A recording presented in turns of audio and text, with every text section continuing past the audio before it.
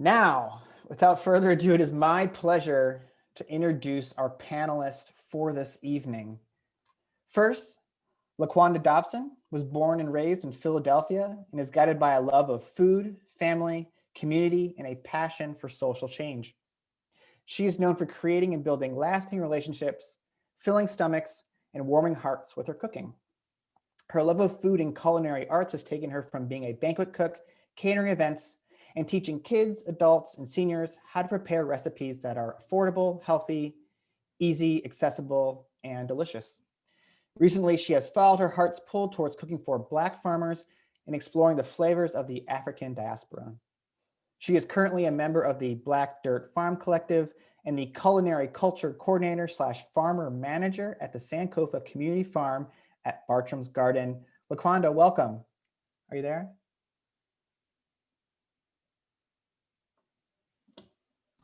Hello, everyone. Hey, Laquanda. Hey. Next, we have Ashley Gripper, is a born and raised Philadelphia John.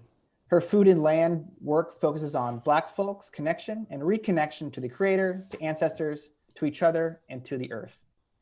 She's a farmer in training at the Sankofa Community Farm, a spiritually rooted intergenerational farm uplifting people and cultures of the African diaspora, and the founder of the Land-Based Johns. Ashley is also a member of the Soil Generation and is currently working with them to design Philly's first urban agricultural plan. In her academic work, Ashley studies environmental health. Her research looks at the impact of urban agriculture on mental health, spirituality, and collective agency for Black people, and is supported by the Health Policy Research Scholars Program of the Robert Wood Johnson Foundation. Ashley, welcome. Are you there? Yeah, hi everybody. Next, Alkebu-Lan Marcus was hired as the Philadelphia Orchard Project Orchard Director in January 2020. He is a Philadelphia native born and raised in West Philadelphia. Alkebu-Lan first got involved with food justice and urban farming in 2016 and previously served as the Philadelphia Orchard Project's Orchard Assistant. He has presented at the Black Urban Growers Conference on biochar and indigenous microorganisms. Alkebu-Lan was the farm director of Mill Creek Urban Farm from 2017 to 2019 in West Philadelphia, where he provided the 19131 and the 19139 communities with locally grown produce and education. Alkebu-Lan is also a husband and a father of two. Alkebu-Lan, welcome. Hey. And lastly, Pili X is a radical urban planner and environmental educator. X is a founding member and director of the Community Partnerships of Philly Peace Park. X's work focuses on land-based programs to organize for self-determination, to provide relief and resources around issues such as environmental justice, food insecurity, health and wellness, and education inequality. Pili, welcome.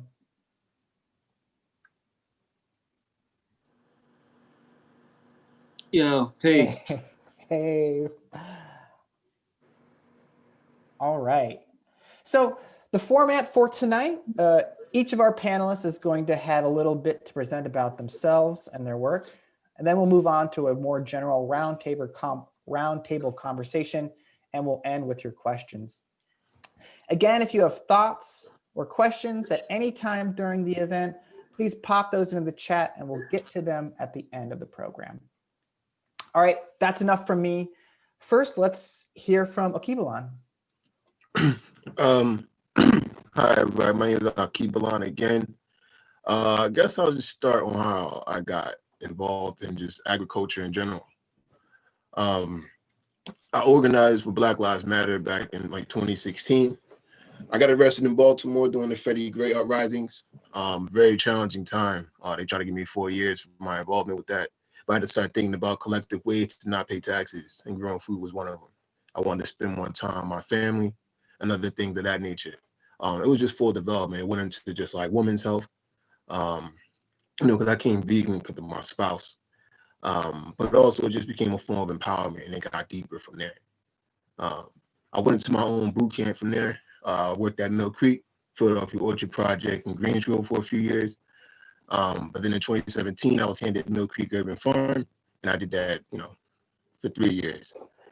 And I guess based on that, it just been growing thousands of pounds of food, hoping to provide people with the education that's needed.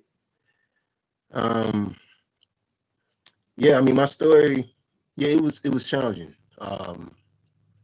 getting me here. But now I'm at the Orchard Project. Now I'm just trying to develop myself further and develop a menu because I'm good at growing food, thousands of pounds. I manage fruit trees, apples, peaches, and pears, blackberries, raspberries, strawberries, beehives, gray water systems, solar panels. I did it. Mill Creek was the place.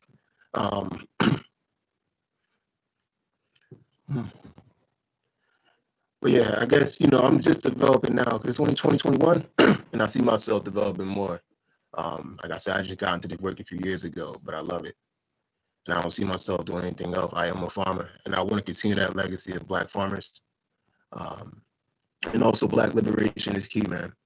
Without food and water, you can't do anything.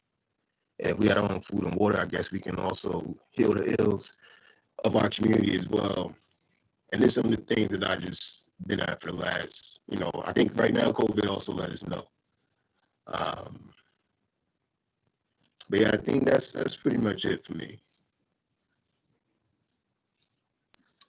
Great. Thanks, Alkebu-Lan. Thank you for sharing. All right, next, Ashley, you there?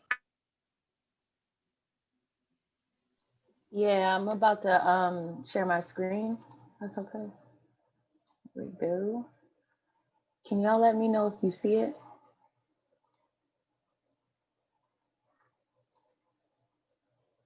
Sorry, can you see the screen? Yeah, it looks good. Okay, awesome, my bad. So good evening, everyone. Again, I'm Ashley Gripper, and I'm the daughter of Dawn Kipkin and Paul Gripper, and the granddaughter of Judith Lee, Paul Gripper Jr., Janice Hall, and Don Kipkin. I give honor and gratitude to the Creator and to all my ancestors who have shaped and guided me to this point. I'd like to start by sharing what I remember as my first introduction to food sovereignty in practice. And it's a memory that I wrote about, and it happened this summer. So it goes, today I sat with my mom, Judy, on my porch in West Philly. She admired my garden and said it reminded her of her late sister, Joan, my great aunt. I shared with my mom, Judy, that spending time at Aunt Joan's house is the earliest and first memory I have of being exposed to gardening. Aunt Joan lived on the 2500 block of Cumberland Street, deep in North Philly. In the summertime especially, I would spend weekends with her, hot and sweaty in her backyard garden, tending to tomatoes and learning about all the other life-giving fruits and veggies that she was cultivating. And it wasn't until this summer, when the passing of my own father pushed me to start gardening and growing, that I recalled these memories and experiences.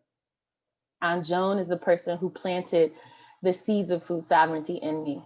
And it was through my grief and search of healing that I began to foster food sovereignty as my own reality.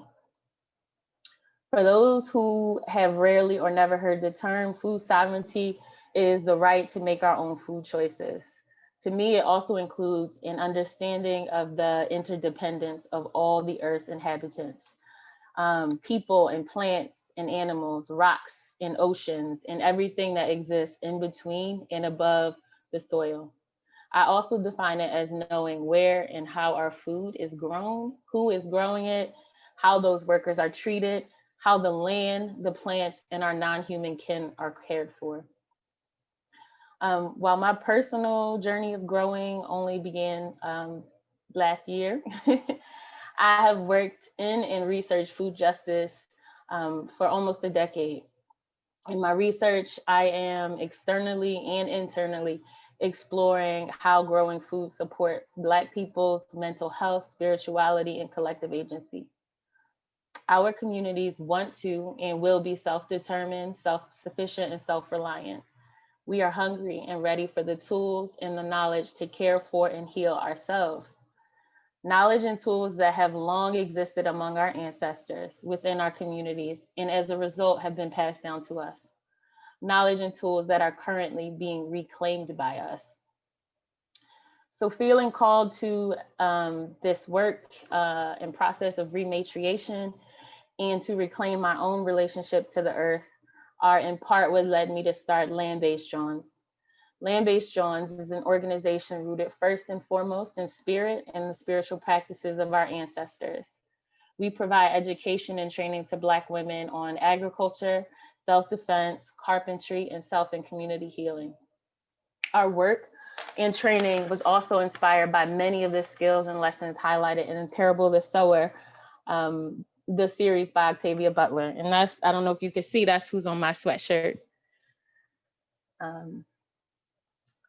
So this, I love this quote from the book. I think it speaks a lot to what the work of Land-Based Johns is. And it says, create no images of God, except the images that God has provided. They are everywhere, in everything. God is change, seed to tree, tree to forest, rain to river, river to sea, grubs to bees, bees to swarm. From one, many, from many, one, forever uniting, growing, dissolving, forever changing. The universe is God's self-portrait. So our goal is to support the various types of healing that we want to see in our Philly communities. Healing from the wounds of white supremacy, healing in our relationships with each other, healing in and through spirituality, and healing in our relationships with the land and Mother Earth. Land-Based Johns also very explicitly seeks to support Black women in developing the tools and skills to be self-sufficient and build self-sufficient communities, in addition to facilitating the healing work we want to see in our city. And when I use the word self, I do not mean it in the way white man's English uses it. I mean when I'm talking about self, I'm talking about our collective self, the collective self of Black people who are living under racist, capitalist, and oppressive conditions. So we have 4 content pillars that really kind of speak to our work. The first is land-based living, and that's developing an understanding and practice of what it means to live off the land and in connection with the land. The second is self-defense, and we talk about self-defense as mental self-defense and also physical. We want to protect our bodies, our minds, and our communities. The third pillar is food sovereignty. And as I explained earlier, it refers to growing food, growing self, growing our communities. And the fourth pillar is rebuilding. And I think about this as learning how to literally build a raised bed and also building our relationships with the earth, with each other, with our ancestors and the Creator. We have several short-term goals that I'll quickly go through. The first and main goal is the Earth Seed Skills Share. So this is a 5-topic workshop series where we are literally sharing skills around self-defense, around gardening and growing, around learning how to use power tools and building raised beds, and around land-based living, which has to deal with shelter making, fire, hydration, foraging for wild plants, and thinking about our relationships to herbs. We're also planning on hosting a launch dinner, which is really a celebration of the series, the Skillshare, and a fundraiser. It'll be catered by Chef Dobson, who you'll hear from next. And it is, most of the crops featured at this dinner are from the African diaspora, and many are native to the continent of Africa. This is my effort at reuniting African Americans, Afro-Caribbeans, and West Africans to food that has cultural and spiritual significance for us. I believe in the power of food to literally heal our bodies, and the power of food and farming to connect us to each other and Mother Earth through ritual, care, prayer, and spirit. And much of this I learned through my lived experience and also through some of my professional work at Sankofa Community Farm. So we have been super fortunate to receive grant and donation support, helping to make this dream a reality. We are still a little ways away from reaching our goal, but I'm super excited that folks have been pouring into this project. In terms of long-term plans, we hope to eventually acquire land so that we can host our programming and host some opportunities to live cooperatively. We want to host a podcast And on this land, the goal is that it's an education center where Black women, Indigenous women, Brown women can come to participate in these workshops that help them develop practical skills. Here are some of our partners. We are on Instagram and email, so feel free to contact us or follow us if you're interested in learning about the work and the journey. And that's all I have. Sorry, I hope I was within the time limit. It was great. Thank you, Ashley. All right. Laquanda, are you there? Yes, thank you. Ashley, that was amazing. Thank you so much for the pictures. Alkebu-Lan, thank you so much for all of your wisdom and how you ended up becoming a farmer. Matt, and just thank you for putting this together. I really appreciate it. I just want to thank my ancestors and all of my support system who has been uplifting me this whole time. And I just want to connect with the audience really quick. In the chat box, could you all say where you're from and what you're grateful for? And I'll be looking out for that as I continue on. So welcome. My name is Laquanda Dobson, aka Chef Dobson. You can follow me on Instagram at Chef Dobson. I started my journey at the age of 16 working for the Urban Nutrition Initiative. Being a farmer at the UCHS garden, which is no longer there anymore. It got bought out by Penn or Drexel, one of those places. And they're doing development over there now. But that's what basically started my flow of becoming a farmer and a chef. There is where I tried my first fruits and vegetables. We had a really big plum tree there, and it produced every other year, and the plums were just so juicy and delicious. And we also had arugula. That was like one of the first spicy greens that I have ever tried. And I put it on pizza because I love pizza so much. And I tried it and I was like, wow, fruits and vegetables can be spicy. And that is what basically got me. And my dreams is always to teach people that vegetables are sexy, because I think we forget about that sometimes. What else? Yeah, so after leaving high school, I went off to culinary school and I started working in restaurants. And I learned that the thing that appeals to people's eyes at restaurants is the meat, you know? It's always the big portion of meat on the plate. And me being a chef and learning how to cook food, I used to be like, why is these vegetables so bland? Like, what are you guys doing to the vegetables? It was always just the main point was the meat.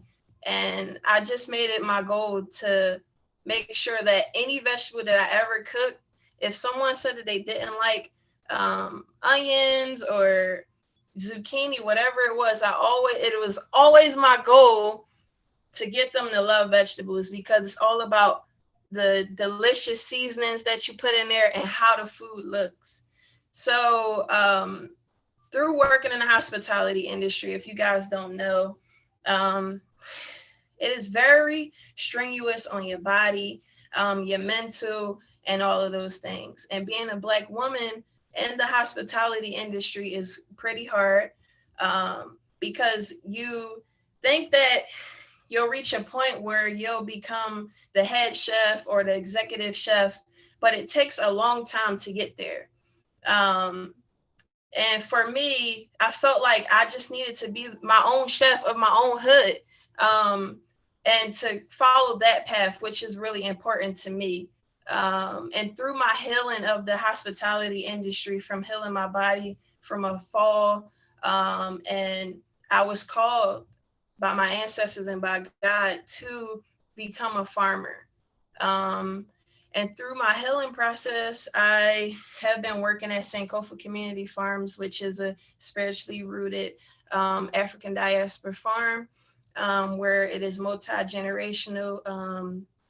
And there, that is where I started my process of what I like to say, of new farmer syndrome. And that's basically when, you know, you come from a place where you're not used to seeing things growing all around you, and you don't quite believe that there's like more life around you. So working at Sankofa, I learned that I had new farmer syndrome because I started growing things from seed, like starting directly from seed and seeing it grow up. And I'll talk about that more a little bit later when I'm talking about these black eyed peas that I have here today. These are pole beans that we grew this season. And these are very special to me, and you'll learn more about those later. But that whole process of healing with the land, and this is why you all are here. Like, I feel like everyone who is here, all the 23 people that is here to listen to us today, you are meant to be here so that you can hear everything that we have to offer. One last thing I would like to say is that being a farmer and a chef is the best thing I could do in my life, because I have learned to grow my own produce and I already know how to cook them. And my goal in life is to teach the younger generation how to grow their own food and just how to love food again. Thank you, everybody. Thank you, Laquanda. Now I really want some arugula on some pizza. That was inspiring. I really appreciate all of those words. And last, Pili X. Are you there, Pili? Peace. My name's Pili X. I'm the co-founder of the Philly Peace Park. Like many Africans, Black people in America, I have roots, roots in agriculture and farming.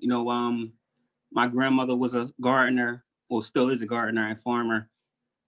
And I can remember early in my childhood going over my grandmother's house and having to help her in the yard and not really liking it. Fussing because I got to go out and garden in the middle of the summer, help her out in the garden. But it's come full circle. So the Philly Peace Park is a revolutionary movement with many, many moving pieces. We like to look at ourselves as, one of the organizations in the forefront of building a new society. An organization that's nation building within a nation building within a city, nation building within a community and a neighborhood. We all know everything that's going on in the world, in the country, in the city. And for the most part, I think for people on this Zoom, we know that, a change needs to happen totally. So if you're from Philly or been to Philly, you know that Philly is full of vacant lots. And for years, there's been a lot of community work, a lot of work around getting these vacant lots and getting these vacant land into the hands of community members or whatnot. But that's honestly, excuse my language, it's kind of bullshit because it's a lot of red tape around that. So when we started the Philly Peace Park in 2012, we basically went out and we liberated land. And that's one of the key aspects of the Philly Peace Park, is liberating land back into the hands of the community members, particularly Black community members. No longer can we wait and go through, the bureaucracy of going down to City Hall or getting approval from the council members, because if we do that, we'll be another 10, 20, 30 decades waiting to get land or housing while the city appropriates these land to developers. So essentially, me and my whole team, we take a proactive approach to development. while some of our peers and colleagues might take an approach of protesting gentrification and going through policy for land, we take a proactive approach, and we're liberating land, basically going into our community and taking this land back and building institutions on this land. So when we started in 2012, we basically came out activists, educators, farmers, grandmoms, grandpops, children, the criminal element in our community. We came up and we cleaned up a whole block, and that was the start of the Philly Peace Park. Fast forward to right now, the Peace Park has many moving parts. One being farming, and that's like the entry point to most of our program. Is farming and gardening. Fence free, number one. There's a lot of gardens in the city that's doing dope work, but we always believe that, you know, in our community, specifically Black community, there's what some people call a food desert. Some people look at it as a food apartheid. Some people will say food insecurity. Those are a lot of the terms that are being used. But all of that, you have all of that within our community. So why would we have a garden in our community with all these food-based issues and food-based issues that lead to health issues and mental health issues? That's all related to the food we're getting or not getting. Why would we have 8-foot fences blocking the community out from this garden? So the entry point is number one, our fence-free garden, where you come any given time of day. We're in the growing season and you could harvest your own food. That's like really important to our work. And through that entry point of getting people to come in to harvest their own food or grow their own food, we do a community style. No, like I know a lot of gardens have like separate plots for, you know, people that can rent it out. We do a community style. People come and go as they please. That being an entry point, and through that work, that's like the beginning of our nation building work. We actually have something called the Community Constitution, because what do all communities have, or what do all nations have? They have laws and that they have to abide by. They have constitutions. What does this nation have? We have a constitution that was actually made right here in Philadelphia, and we have a community constitution that's basically laying out the groundwork for this new society, this new nation of land-based people. Education is really important to us too. We know that in Philly and all across the nation,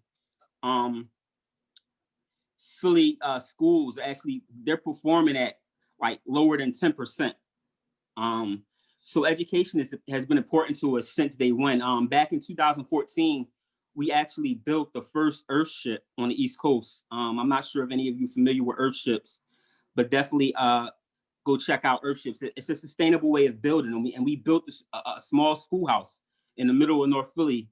Fast forward to today, we actually have partnered with some really brilliant Black women in the architect and design world to design like a Afrofuturist style school that we've been crowdfunding and fundraising for, and we look forward to break grounds on it this year.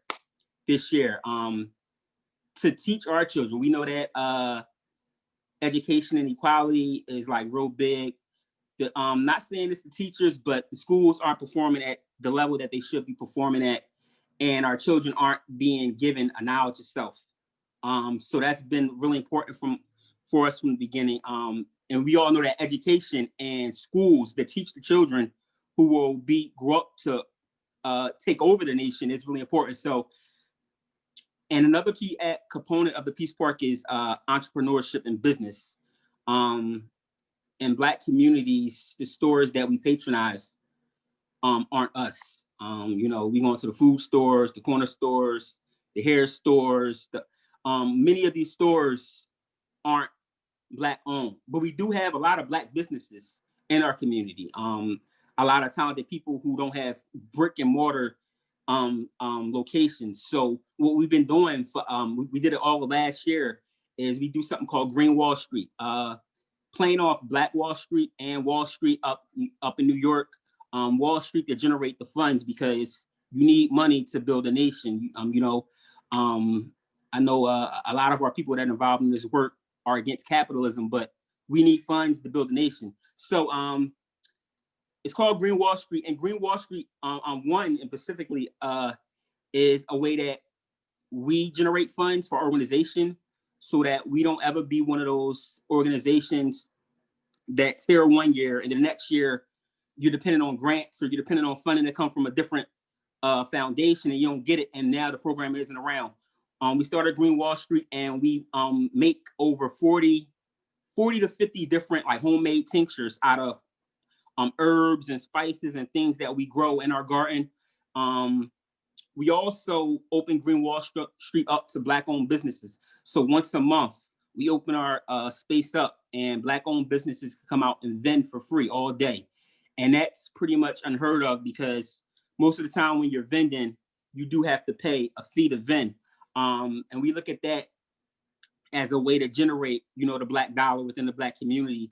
Also giving out business grants, small grants to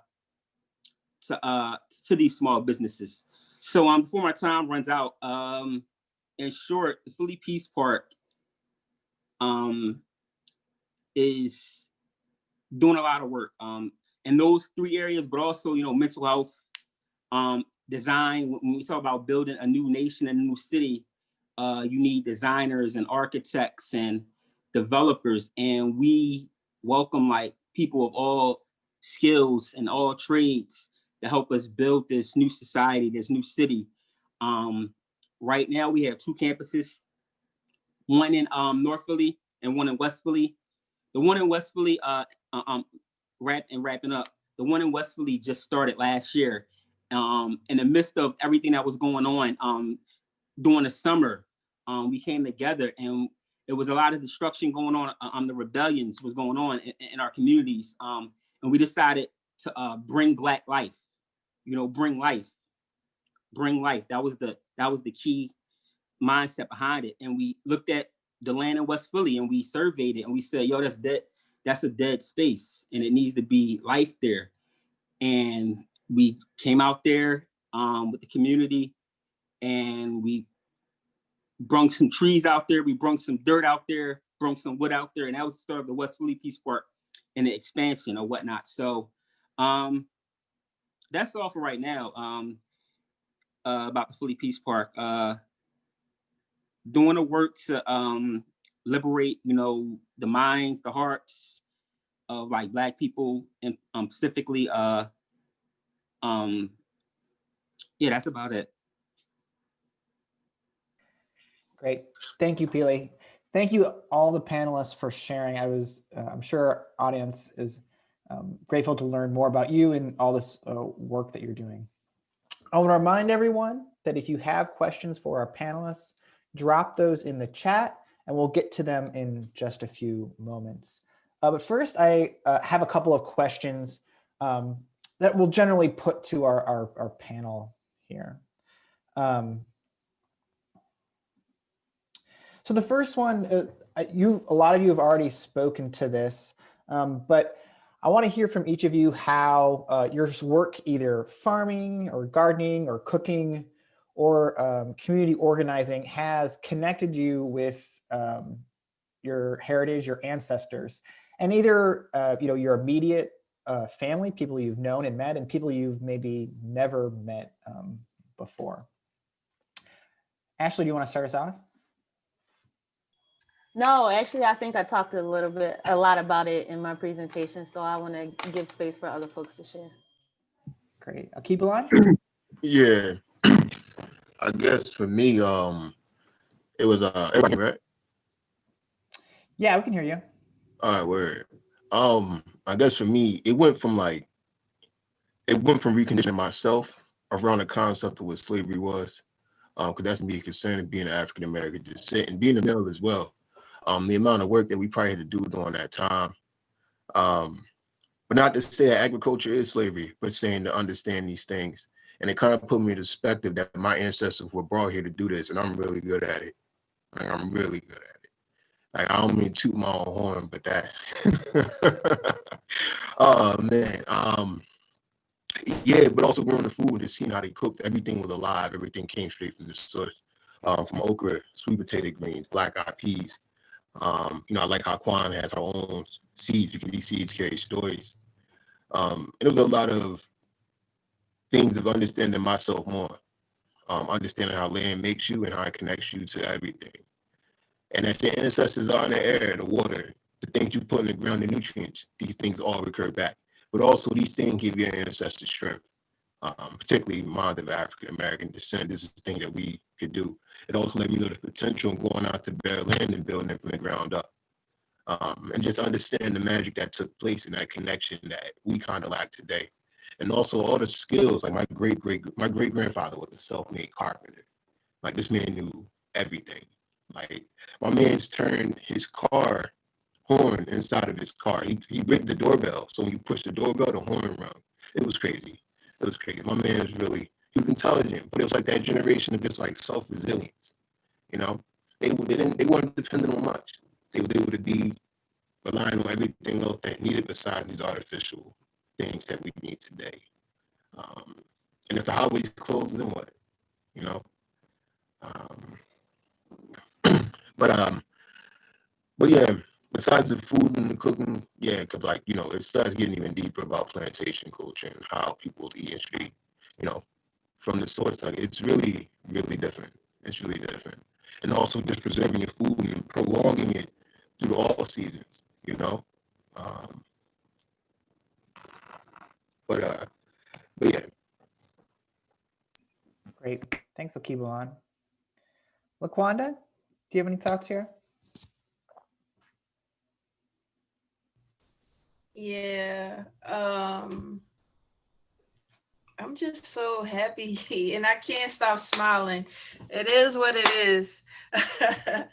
Let's see what connected me. Basically learning how to grow black-eyed peas was something that really connected me to my ancestry, because my great aunt Valerie, she is the one who like would have me in the kitchen trying to teach me how to make rice and things like that. So when we have family gatherings, can you guys see me? I feel like I'm frozen. Yeah, you just froze up. Yeah, you unfroze. Yeah, there you go. All right, I'm back. Anyway, I was saying that my great aunt Valerie, she taught me how to cook. And that's what really makes me feel connected to her, even though she isn't here anymore, is that I know how to make black-eyed peas now. I know how to also grow them. And the crazy thing about these is that a lot of people are used to seeing black-eyed peas as dried. But the cool thing is that it's so many seeds. I'm dropping them. That's good luck. It's so many seeds in this one pod, you know? And my ancestors brought this little seed over here so that I could feed myself, so that I could feed my family. And now I always carry a black-eyed pea in my pocket because I never know where I'm going to end up at. And one little seed, it can grow so much. So I feel like farming has connected me to my ancestors who are not here. And that's what's important to me. Wow. Thank you, Laquanda. I appreciate that sentiment. Pili, do you have any input here? Any thoughts? Oh, you're muted, Pili. Okay. Yeah, so I mean, for me, like I said, my grandmother used to have me out, you know, gardening in her yard. And even to this day, you know, I help her sometimes also. You know, she's old, but she still be out there gardening. But you know, I like to go out, even if I'm not doing no work, I like to go out on the land like early in the morning, like sunrise, and just like be out there, you know, rather if I'm just out there, rather if I'm meditating, rather if I'm praying, or I'm just chilling, you know, watching everything that's happening. You know, I feel like at peace out there, and I feel like, you know, I'm getting in touch with my ancestors, and even doing the work. You know, I feel like being out farming, put my hands in the dirt. I feel like I'm recharging my DNA. You know, and being in touch with my ancestors who I didn't know a few generations, you know, away, a few generations back that I didn't know, that was probably doing the same work or whatnot. So that's what it is for me. Great, thanks, Pili. All right, next question for you all. I know some of you have talked about working with kids. I want to hear a little bit more about what are the biggest sort of potentials and barriers you've experienced with connecting youth with agriculture, with food. I loved what you said, the new farmer syndrome, Laquanda. I want to hear more about those experiences. Anyone want to start? Yeah, I'll start if that's okay with y'all. Yeah, I feel like when it comes to youth, they want to, this new generation is very different. Like, I have some cousins who are in this like age of like becoming into working age, and this generation of youth, they are interested in like making money, looking fly and things like that. And I feel like it is my honor and my duty to let them know that you can be a farmer, you still can be fly. Like, I go to work and I don't call it work. I go to the land and I be my authentic self, you know? I'm not trying to be anybody other than myself, as Chef Dobson, as Miss Laquanda, you know? And I think that that's what's really important for these youth, is to see someone that looks like them, you know? And I still go to work looking fly because that's what makes me feel happy. Like, I am a part of my ancestors, but I'm also me. So me getting dirty and still looking fly, I think that's important. And in my generation, I feel like the youth, the closer that they had to seeing someone in mainstream as a farmer or a gardener, and this may like struck y'all, but I would say the movie Baby Boy, okay? In the movie Baby Boy, there is a mother who is like in distress. Her son is just like all over the place. Moms was like, listen, I'm gonna plant me a tomato garden, you know? And she had her little tomato garden and she was sipping on her wine. And at the end of the day, like, that's what healed her, you know? And I think that it's important to continue to be your authentic self and to be people for these youth to see, you know? And that's what's important. And pay these young folks money to grow food or to do whatever they want to do, you know? That's all I gotta say about that. Can I share a little just to build, maybe not build, but kind of maybe build off of what Laquanda was saying? I was thinking about when I first started in this work, like 10 years ago, I was working at an organization in Philly that, you know, the majority of the leadership team was white, and then we were serving all Black and brown kids in West and Southwest Philly. And to me, like, you know, what Sister Laquanda is saying about like seeing people that look like you, that was so evident, because when I started working there, I wasn't even in the doing programming a lot. I was mostly in the office, but so many of the youth, the young girls attached to me. They was like, Miss Ashley, like following me everywhere I go, not in the same way that they interacted with the white staff, right? So I think for what I see as a challenge is that a lot of our organizations, a lot of the work around agriculture and connecting people to land is done and led by white people for Black kids. And to me, there needs to be more Black folks in those positions, more Philly folks in those positions who understand the youth, who understand the culture of Philly, who grew up here, you know, and can really relate in a way that other folks might not be able to. Yeah, I like that. I guess back you guys up because I remember this experience now at Mill Creek. These kids can actually listen to your voice and tell if you actually in the neighborhood. Like you using a certain slang, vocabulary. Young boy messed me up, man. He was following me on the phone. He's like, "Oh, you from Philly?" I was like, "Word?" And he just started following me. So it was just like, it was crazy. But I know for some youth likes to challenge sometimes. Sometimes you gotta get them to let them get their sneakers dirty because they think soil is dirtier than the sidewalk. It was just crazy. Some of these things that these kids believe they're disconnected, being one of them, you know. The work aspect is different. I'm old, so I've been working in factories since I was like 17. You know what I'm saying? So it's once they get into it though, once you get them past that barrier of always being like that, once you get them to teach how sweet things are, especially fruit. They love fruit. But once they get into it, yo, it's amazing. Because sometimes like we get stuck into like negative notion. These kids don't want to do it. It's not that they don't want to do it. It just, you know, like I said before, it's like you gotta show them that there's swag in this.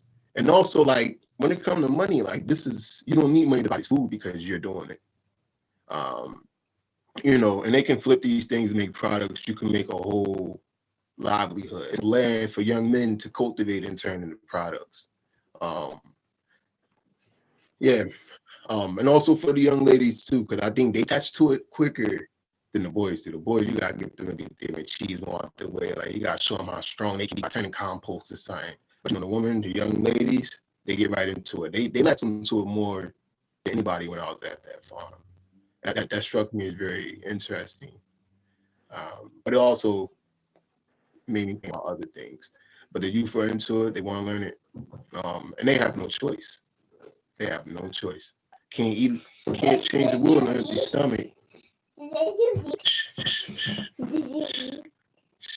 on, real quick. And this is my youth. Yeah, this Inky, he's 5. His birthday was yesterday. You know? But that's I'm gonna say for now. We're gonna mute ourselves. I come to our house. Thanks, Matt, Laquanda. somebody said something in the chat that can I real quickly respond to? Absolutely. Naima asked do you think it's a hiring or recruitment within the organization? And I think a lot of times organizations will say, well, we don't have Black folks applying to these positions. You know, they say that across institutions, but the reality is they don't value the type of education or the type of knowledge or the type of expertise that some folks have. Instead, the value is placed on like academia or academic background and things like that, and professionalism. And I think it lies more on the hiring side than on the recruitment side. And it is based on like what types of education we value, what types of knowledge and expertise that we choose to uplift. Yeah, and I guess on hiring recruitment, like urban ag here was something that we had to find. It didn't find us. I don't think it worked like that. I don't know about y'all, but yeah, I had to find it. And you got to be in the know in some of these crowds for you to actually get it. Like it's real interesting. But also like when it comes to hiring and pay, like sometimes, man, like we only can hire people stipends, like $50 stipends, bro. That joint be kind of crazy. Like I know I come from a neighborhood where like that's crazy. And we gotta be to offer them more. And again on that recruitment, remember it is people from these outside organizations, but you know, I think recruitment will work better through just getting people out there and experiencing the things, because like you can't recruit people who have no idea of like what these things are. So you got to bring them out to these spaces and expose them, and that's how you recruit. It's a lot. It's a lot. You see a lot over this small period of time and how people respond to just scars, heavy scars. I'm gonna mute myself, little man. I think when it comes to recruitment issues and organizations or whatever, Alkebu-Lan definitely did touch on like it's about connection based in the nonprofit world in Philadelphia. I think it is also we need to do the due diligence with the youth that we are working with to keep those connections going, to stay in contact with them if they go off to school or if they go out into the work field, because I feel like once you touch the soil, you always end up coming back. And I think that there also needs to be a trust in those young folks who they have already worked with, to know that they also have the expertise because they've stepped out and learned some new things. So I think that it's all about trust, with continuing recruiting the youth who have already done this stuff. Like, I've been in youth development since I was 16. You know, the people who stayed in contact with me is the reason why I'm even here today. So it is definitely the people who run nonprofit organizations to stay in contact with those youth who they have helped in the process of working this way. Pili, do you have any thoughts here about youth recruitment, any of these issues we're talking about? I mean, we don't recruit. We don't recruit, man. We let the people come, and the people come through us doing the work and us being out there every day. You know, we do work with youth from as young as like 3 all the way up to, you know, the adolescent college age. And one thing we known for, we put the tools in the baby's hands. Like, them tools that adults use, we put them right in the 4 or 5-year-olds' hands. Some people have criticized about that, but no, the babies need to have them tools in their hands. You know, them hammers, them shovels, them tape measures, them triangles. We put the tools right in the baby's hands.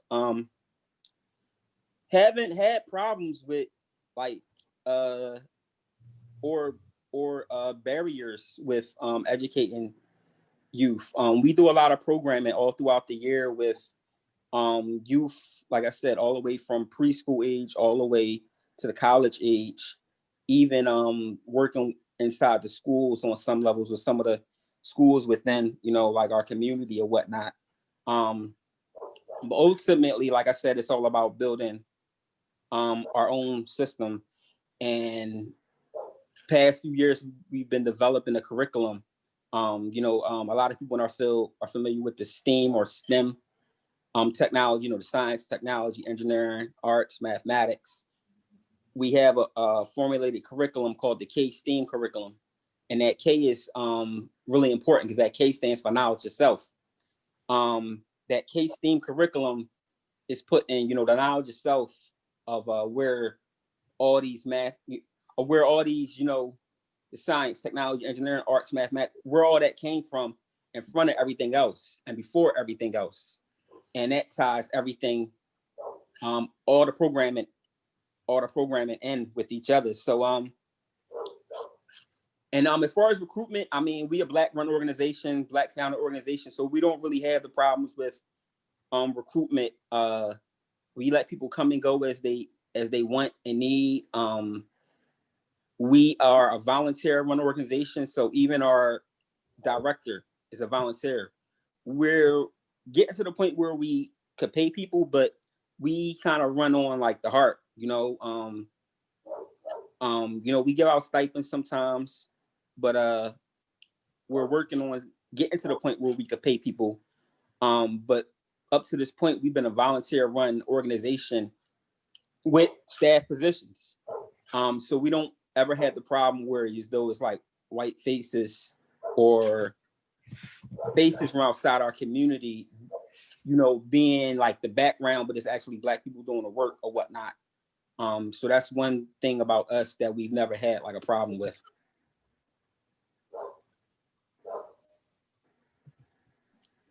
Thank you, Pili. Thank you, everyone. We have time for a couple more questions. If you have your own questions you'd like to pose to the panel, again, please put those into the chat there. One question I want to ask you all, you know, America has a really brutal and complex relationship to land ownership. You know, we're all living on stolen Native American land, and Black farmers have been disenfranchised from land since emancipation. But Pili, you also talk about communities reclaiming lots in cities. I want to ask you all, how do you or do you not approach the idea of land ownership in your work with your communities and with your practices?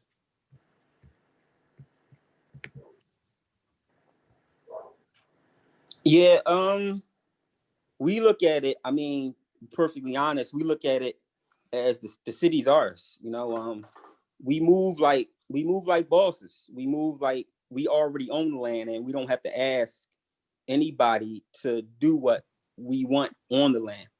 And that's just how we move. That's how we've been moving the past 10 years.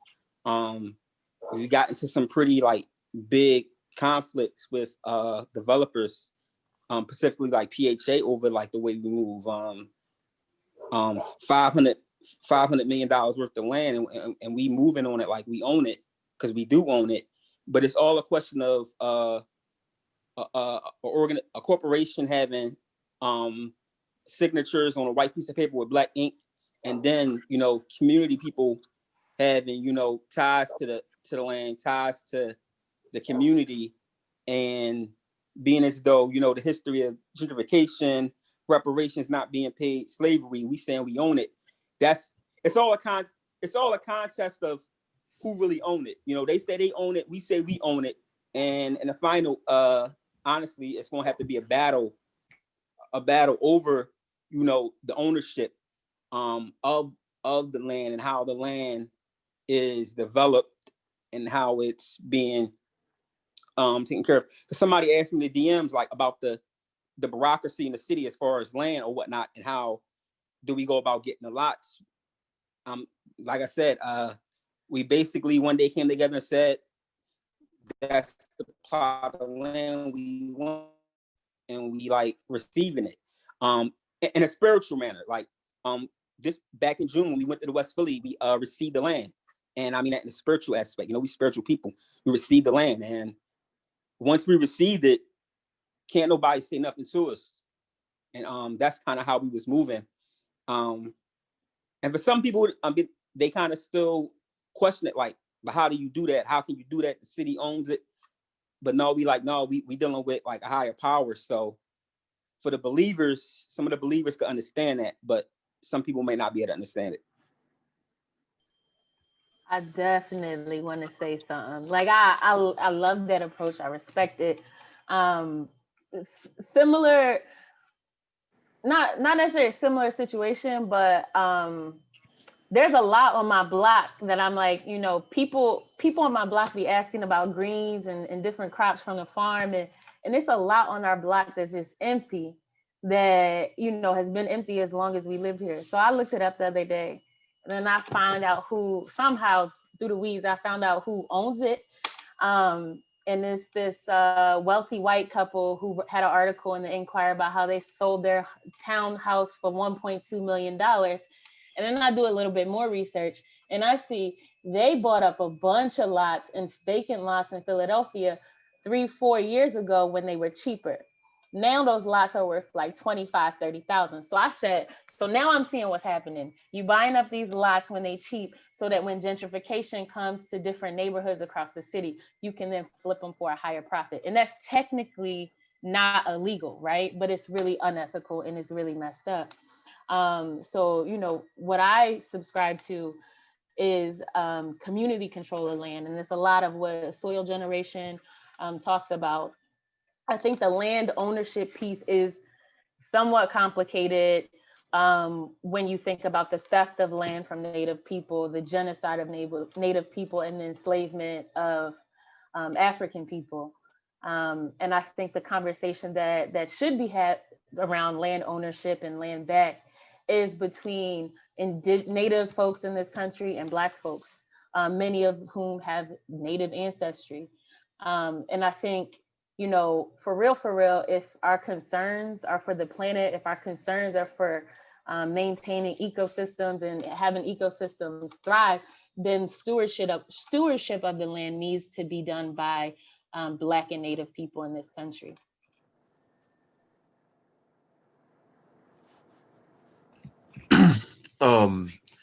Yeah, I don't know, man. Land is challenging, bro. Like, nobody owns this earth. you know, and we keep playing around with goons and gangsters. It's like we're going to get on our tight time and do this because, you know, like Ash said, like a lot of our problems can be healed. We can handle this planet real quick, man. We just gotta get that land back. Gotta rebuild that soil, rebuild that soft, sugary substance that provide everything with life. That's that step of earth that's between life and death. Like it's crazy. Anyway, you know, when it comes to community garden, I've seen some get over and then the developers say they don't want them anymore. And we gotta think about the community, how we gonna really use our strength, even if it has to become a form of militancy. If people can storm this capital over some rigged election, we can fight and keep some land. You know what I'm saying? And we can grow food, you know? Yeah, the man, like, I don't know, I feel completely disenfranchised because you know, it's crazy. It's crazy, man. And yo, like, I love the North Philly Peace Park Day, but I want to mimic that model everywhere and be comfortable to do it. You know, you can't have pigs show up, and when I say pigs, I mean police. People don't understand. Can't have them show up like skulls on land that they said is stolen or land that's used. Like it has no utility. It's blight, and it's the psychological ramification of leaving land barren can destroy. You know. And that's kind of what I'm towards right now, just seeing how, for I guess me myself, organized in my ways, militant strategies to really keep this land, because we need it. We need it. We need it, yo. Like, this is crazy. We can be like a real central hub here of agriculture in Philly. If people just give us, like, we got to go to too much, you know, red tape, yellow tape, paper, and people with goals and agendas. So, yeah, I mean, land access, but also think about the space you have available as well. So that's what I'm working with right now. Community plots, your backyard, creating raised beds. You got to create space to actually do the things you need. And also think about the land that's beneath your sidewalk. You know, a lot of them got to easily break it. And a lot of that soil is actually good because nothing touching it. But yeah, that's it. I'm done.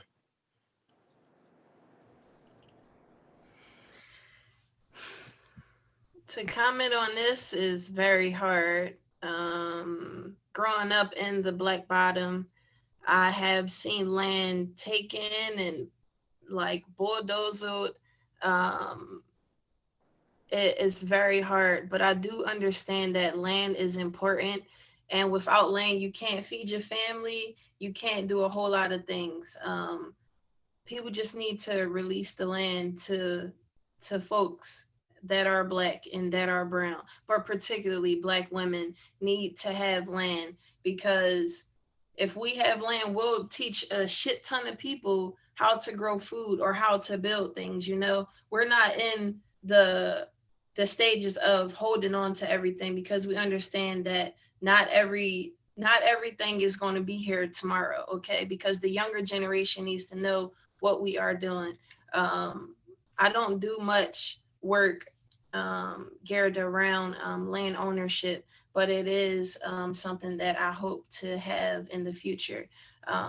With Black Dirt Farm Collective, we are working to own our own land in Maryland right now as we speak. So please continue to put prayers out there for us, for the Black Dirt Farm Collective, because it is important that Black folks own their own land and to do what they want to do with the land. So we're just trying to start legacy right now for our future kin.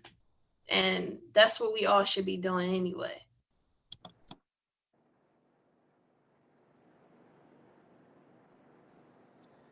Thank you all for those thoughts. I have one more question for the panel.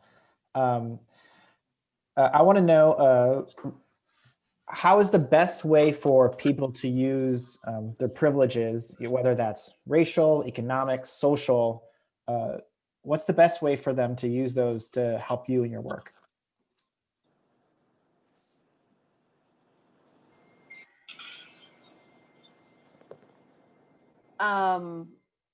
Honestly, I think, you know,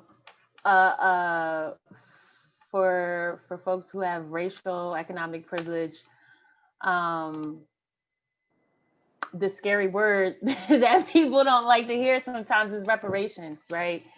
And I know a lot of people get uncomfortable when they hear that.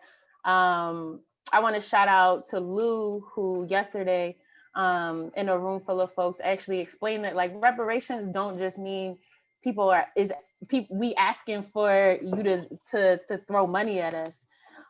Reparations literally means the making of amends for a wrong one has done by paying money to or otherwise helping those who have been wronged. And I think it just so happens that under a system of capitalism, as Pili mentioned earlier, giving money often is what helps people to access the healing that they need for themselves and their communities. So I honestly think that thinking about how you might be putting forth reparations, what that looks like for you, is it monetary? Is it service? Is it, it could be a lot of different things. But I can only speak for land-based Johns to do the work that we want to do, to bring the workshops to Black women so that they have these skills around agriculture. They're, diving into self and community healing so that we know how to use power tools to build things. All of that is much more possible when we don't have to worry about where the money is coming from. So, and then a big part of that is eventually going to be having land where we can do these programs, where we can not worry about hopping from site to site, but having a consistent space where we can kind of have this, where we can heal for real, for real.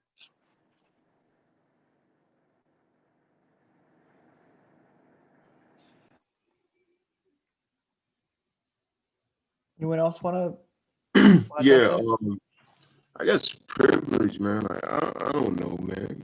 I don't know. Like I don't know what to expect for people anymore. And it's weird with everything that's going on. To be quite frank, like what's more, like I think at this point you gotta be sacrificed, man. You gotta make yourself completely uncomfortable. That's what a lot of us at. Even myself. Even the person of like me, I may live in Philly, but I'm better off than some of my counterparts financially. You know what I'm saying? I have privilege. And what can you sacrifice in the door, but don't destroy your peace in the process. Don't render yourself insane because you won't be good to the greater good. But when it comes to this work, man, like I know COVID made it hard to get quote unquote volunteers for our organization, but personally for ourselves, I think it really just comes down to endurance. I think right now we live in a very patriarchal society, right? And it's all about diving down to that feminine, because the feminine, if you think about it, like when I think about my mother, one thing she did was sacrifice. And you have to do that because that's what it takes to rebuild this planet. And what I mean planet, I mean the soil web, the microorganisms in the soil, to the trees that need to be revitalized. The forest, you got to put in work, small work over time. And that's what people got to come in. You got to build as a community because we got to get rid of our westernized mentality of individuality. Yeah, I think that's really the only way. Like we have to sacrifice the ego and really just dive in because 2-3 generations from now, what they gonna have? And we gotta put ourselves in the lines to sacrifice ourselves to give our lives and give this planet life. But this thing is a living organism, but it requires small amount of energy over time to make it something. You all know if you put a mustard seed into the ground, the only thing you do is water it. You don't really do much. You give it some nutrients, you keep it free of weeds, but it does its own. Yeah, I ain't gonna keep going in. Thank you.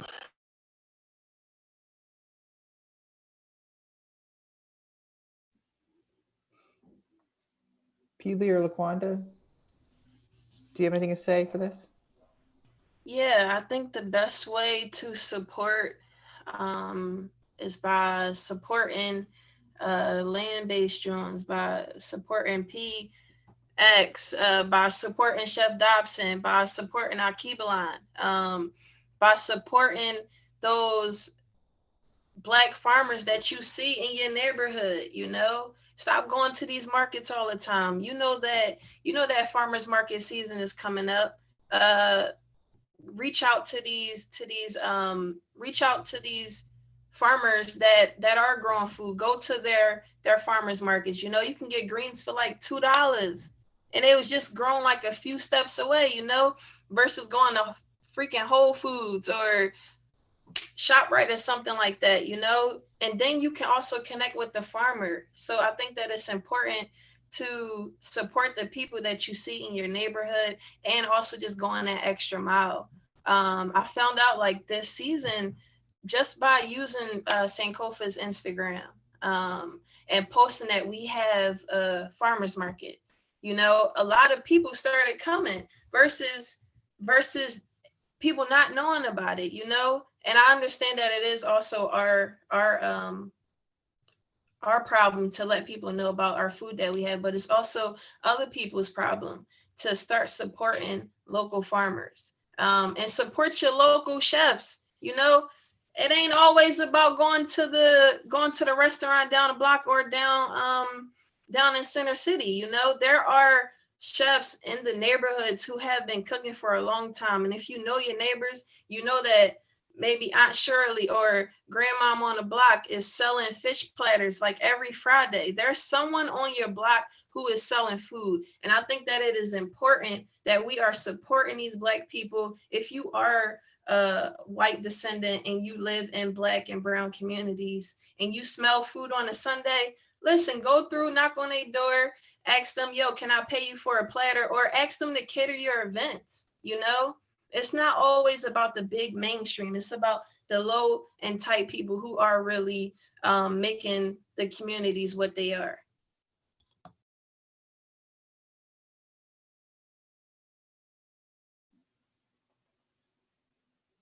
Pili, do you want to chime in, or do you?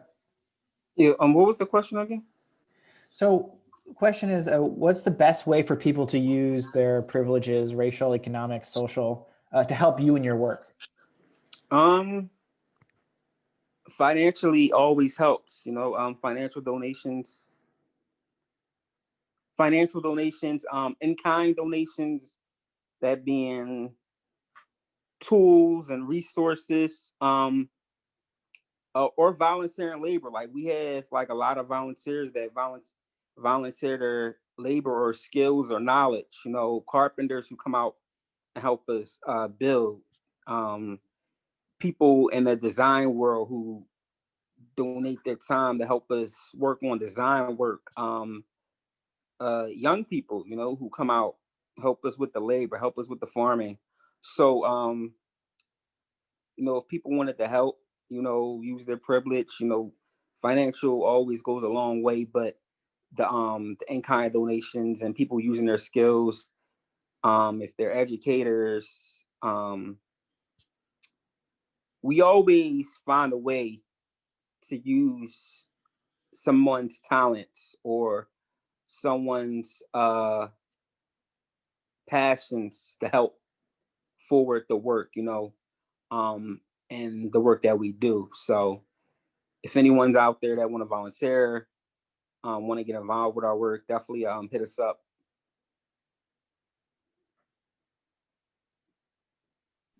Great, thank you all. There's been a few questions in the chat here. I think we've gotten to a majority of them. I'm just gonna pick a couple of them that I don't think we've touched upon. The first one is for Laquanda. Jen wants to know, what is your favorite way to make vegetables tasty and appealing? The best thing you can do is to go into that kitchen with good energy, because if you cooking and you got to go in happy, you got to go in joyful, and then you got to add that garlic powder.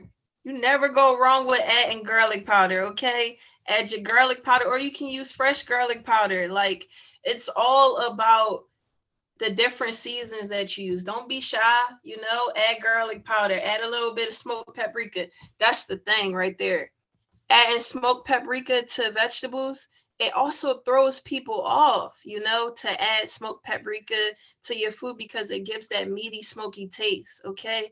And when you are using smoked paprika, you want to season it in oil. It's not like one of those things that you just put on the food at the end, because it's not giving that pop and flavor, you know? So once you add your oil in your pan, add your smoked paprika, then your salt, then your pepper. It's all about seasoning your oils. And I learned that from the trainees.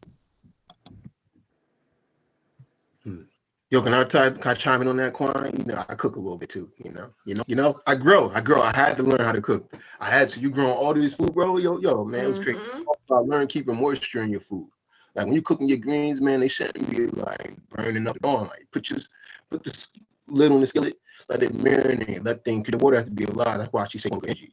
You got to hold that steady before you hold ice cubes and you have negative energy. The structure of the ice change. Same thing with your water. You cook that with love, it will taste good. Even if you put too much salt on it, I've been told I put too much salt on my food, but you know. Let me throw one tip in there that I actually learned from Chef Dobson. Make up your seasoning beforehand. So make a wet seasoning. If you got a food processor, a blender, a NutriBullet, blend up some onion, garlic, pepper, and whatever herbs you want. And then you can use that in addition to like fresh cut garlic, fresh cut onions, and you throw that in the oil too. So that's cooking with the oil, and you have this, so you got this wet seasoning flavor and all the other stuff you're about to add into it. Quan does make the best greens though, He still hasn't figured out how to make them yet, but I'm gonna get some more later. You'll never know how to make those greens. I'll probably teach your son before I teach you. It's cool. As long as he can make them for me, that's it. But until then, I have to pay you to make me pots of it. I got you. I love that was a paprika commercial. I love it. Now I go away hungry from this talk tonight. One other question here in the chat that I don't think we got to is how do we educate ourselves about what practices our local cities are up to pertaining to land ownership? Or what are some resources for you found to keep people informed about what cities, governments are doing? That ain't my lane, brother. But I mean, I don't know, man. Like call I don't know, for us in Philly, 311, your local city council reps, things like that. That's what I've been told. And you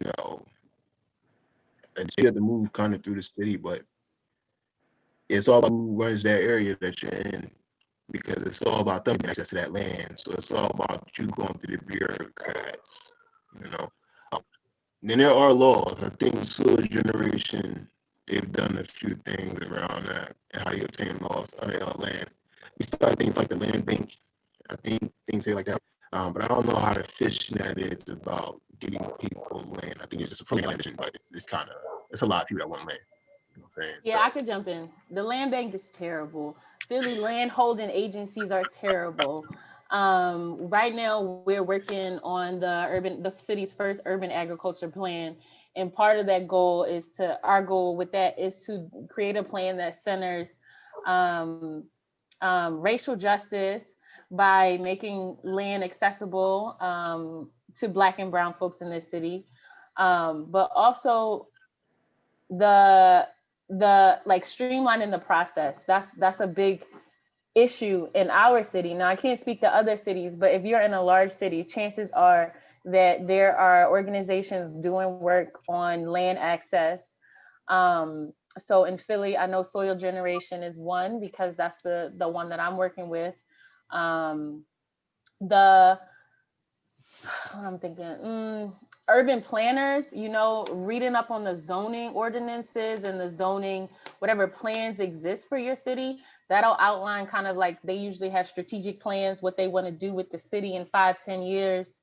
That stuff is also written in a way that is not always accessible to people who are not familiar with the zoning laws. But honestly, I think they make the process convoluted for a reason. They don't want people figuring it out.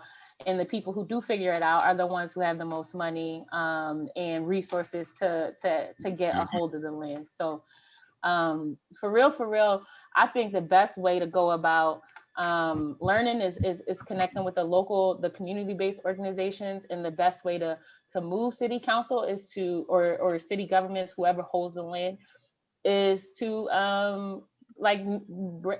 protest, bring your fight public, shame them. They respond to being shamed because, politics is all about being public facing and you want people to like you and your constituents. Well, let them know that you're not happy about the process.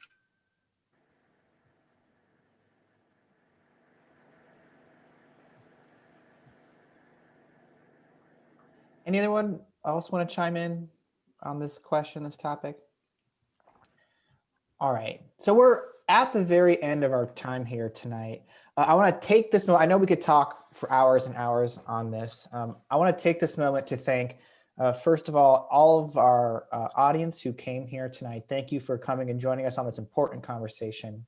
I want to thank all of our panelists, Laquanda, Pili, Alkebu-Lan, and Ashley. Thank you so much for lending your expertise, your time, your energy, and your passion to this this topic and this conversation tonight. From the bottom of my heart, thank you, everyone.